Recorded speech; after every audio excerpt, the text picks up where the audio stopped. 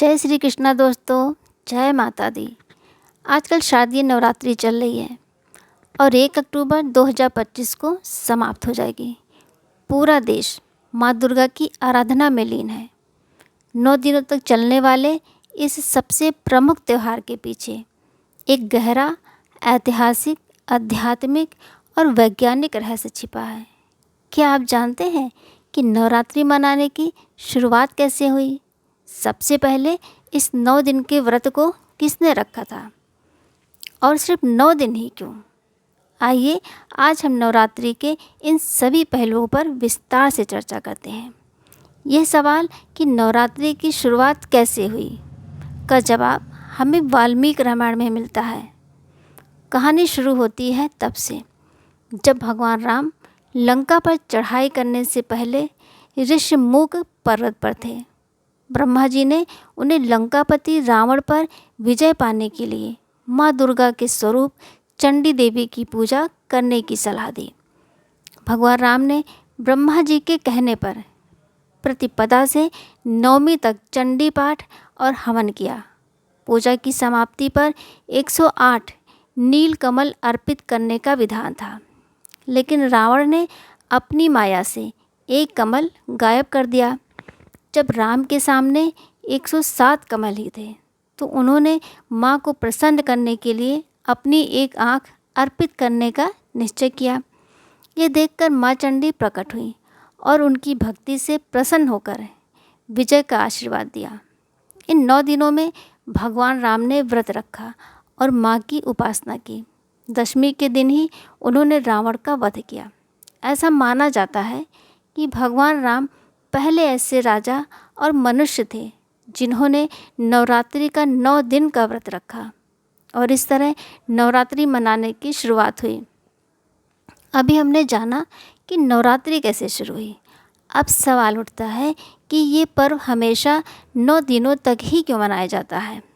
इसके पीछे प्रकृति, जीवन और विज्ञान से जुड़े गहरे कारण हैं। आइए जानते हैं। मौसम परिवर्तन और शरीर का संतुलन। नवरात्रि हमेशा मौसम में बदलाव के समय आता है।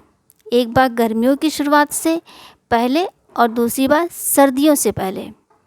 शारदीय नवरात्रि ठीक उस समय आती है जब गर्मी का मौसम खत्म होकर सर्दियों का आगमन हो रहा होता है।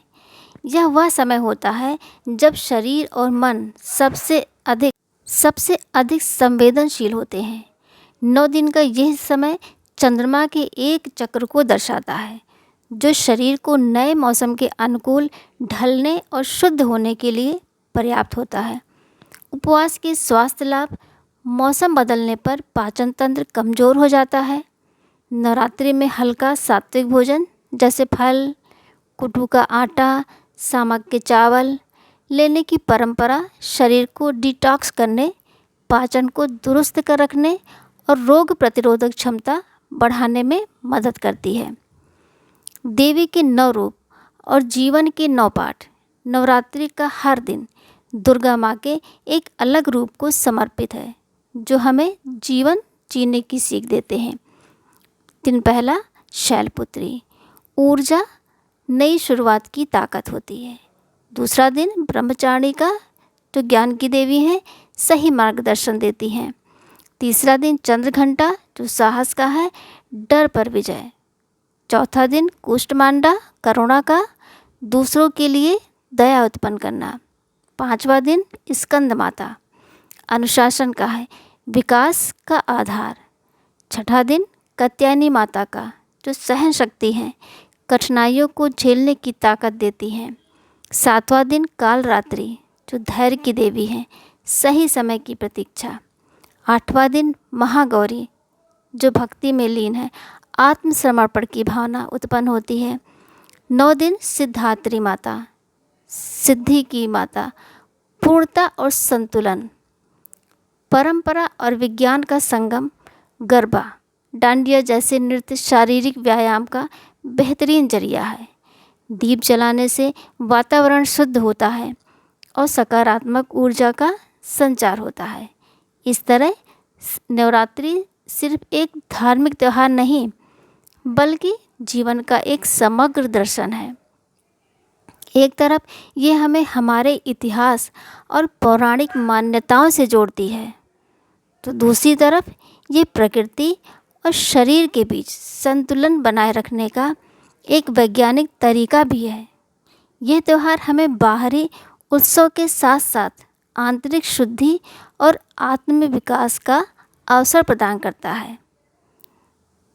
तो ये थी नवरात्रि 2025 से जुड़ी पूरी जानकारी। आपके घर में नवरात्रि मनाने की क्या खास परंपराएं हैं, नीचे कमेंट में ज़रूर बताइएगा। साथ ही इस जानकारी को अपने दोस्तों और परिवार के साथ भी शेयर करें, ताकि वे भी इस पर्व के असली महत्व को समझ सकें। आप सभी को नवरात्रि की हार्दिक शुभकामनाएं। जय माता दी।